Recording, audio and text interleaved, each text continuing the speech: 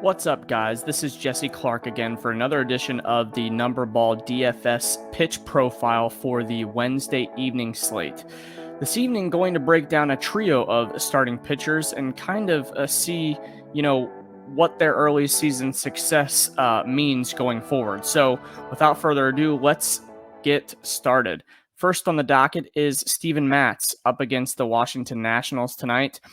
You see a lot of red in his percentile rankings, and that reason is because you see these surface stats really correlate with that. 2.31 ERA, 4-0, 25 Ks in 23 innings, 0.94 whip. So obviously we're looking really, really good for Steven Matz so far, but let's dig under the hood and see what we can kind of uncover here. So the biggest thing is, this K percentage has gone up a bit. The hard hit percentage is going down. The xERA is showing a run above what his actual ERA is showing, which is a bit concerning, but he is limiting hard contact, which is very good. Now let's dig into his pitch arsenal. Has a sinker, change, curveball, slider arsenal, and he has changed that a bit over the years, especially this year. So as you can see, this year throwing the sinker at a 48% clip. Last year was at a 53% clip. So he kind of taking that down a bit, knocking up the changeup a little bit. Curveball is about the same, but really ticking up the slider. Now, he hasn't had success with it early this season, but, it's obviously good to add another pitch like that, especially when the sinker has been hit so hard this year by various different pitchers. He's obviously had success with it, but he obviously thought it was a wise move to move away from that sinker and kind of mix up his pitches a little bit.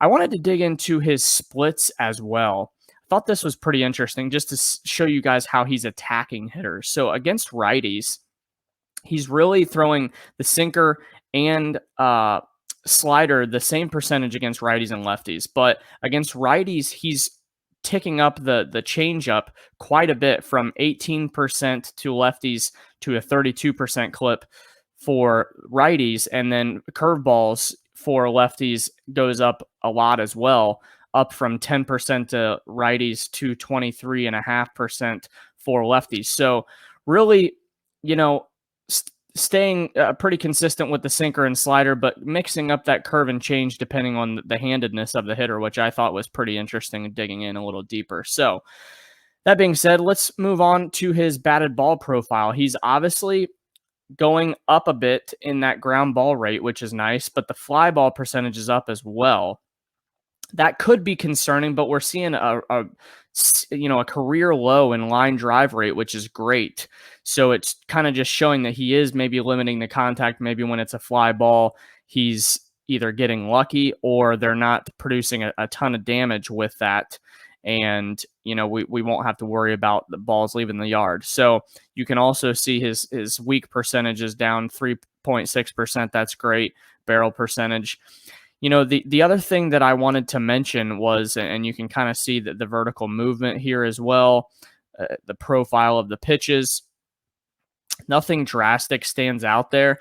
But the only thing negative that I saw when digging into his Fangraphs page was that he does have a 9.7 swinging strike percentage, which is very, very low considering his other peripheral stats. And then the other thing I wanted to kind of alert you guys to is this 87.9% zone contact. That's not very great. That's a little too high, not what we're looking for here.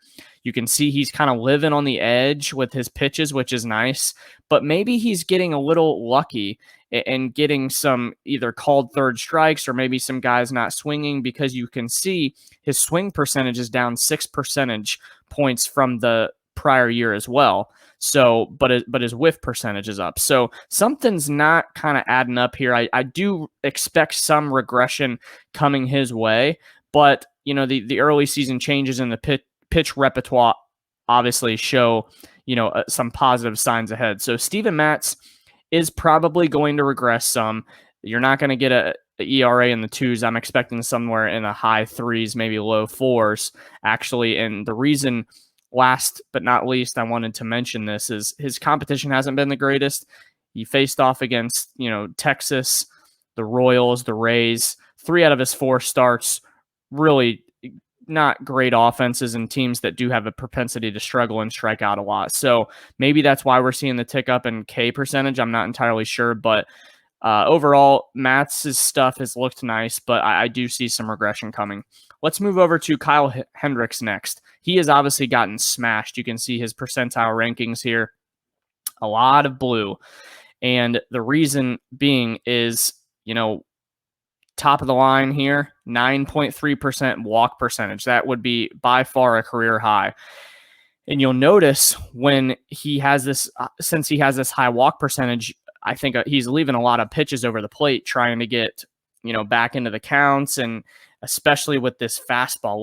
Look at these numbers against the fastball so far. The 4-seamer, 500 batting average, over 1,000 slugging, over 780 X slugging, high WOBA, X WOBA, exit velocity, anything you want to look at. Not good metrics for the 4-seamer. And the sinker has been okay, but not great. Changeup hasn't been great either. So he's just getting hit hard. I think he's just leaving too many balls over the plate. Obviously I haven't been able to dig in super deep, but I do believe that's probably the majority of his issues. His velocity is also down, so he doesn't throw hard to begin with. And when you're not locating your pitches and you're throwing soft like this, guys are going to crush you in the big leagues, and that's kind of what we're seeing here early on. His spin rates are down, whiff percentages down, swinging strike percents down to 8.6%. I mean, these are not good numbers for a start for Kyle Hendricks, and you can see that in the surface stats with his, over 5 earned run average. So, obviously a lot to be worried about, especially the ground ball percentage is going down. A soft thrower like this, you kind of would like to rely on control, command, and ground ball percentage, and he's just not getting that. So Kyle Hendricks is really a quick profile here, but I did want to mention that he's, kind of just getting caught up in the middle of the zone and getting hit hard with that 4-seamer and those fastball varieties. So I would probably give him the benefit of the doubt going forward. I do think he has potentially the opportunity to get better just because of his track record. And if he does start locating his pitches better, he's proven that he can improve drastically on these numbers that he's showing. That being said, not something I want to take a risk at early this season. I kind of want to see him get better at that and that walk percentage go down before I'm really trusting things. Last but not least, let's dig into Alex Cobb. Now, you see a lot of red in here, but you see the surface stats, 6.28 ERA, 1.6 whip. Not great, but 21 Ks in 14 innings, so that's good. And I'll just tell you, all the peripheral underlying ERA indicators like Sierra, FIP, xERA, all those indicators are showing that he is due for some positive regression, which is great. Look at this jump in the K percentage, all the way up from 16, almost 17% to 31% clip this year. That's huge. And that's why I think he's getting a bit unlucky. You see the ERA, xERA difference is drastic. Don't see that too often. So I do see some positive regression coming for Cobb, especially in this matchup, probably against Texas. So that being said, the one cause for concern is that he really only has one elite pitch. That's the split finger. You can see his changes year over year.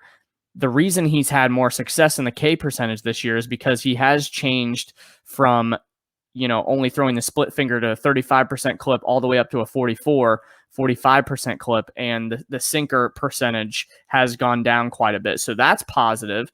The curveball percentage is up a bit. That's positive. But the curveball and sinker really aren't getting the whiffs that you would want, especially the sinker, man. Only a 5% whiff percentage. That's not great. Curveball is a little bit higher, but he does need to refine that pitch a little bit. And the one worry is that, you can't just be a split finger only pitcher in the big leagues. You do have to have a secondary pitch of some sort. So that's the one cause for concern for Alex Cobb, but a lot of his underlying numbers look great, and especially with that pitch mix going to the split finger, if he can even increase that split finger usage even more and the curveball percentage even more and tick that down sinker usage, we could be looking at a really good breakout here for Alex Cobb. So that being said, this does it for the Wednesday edition of the NumberBall DFS pitch profile. Again, my name is Jesse Clark. I appreciate you guys watching.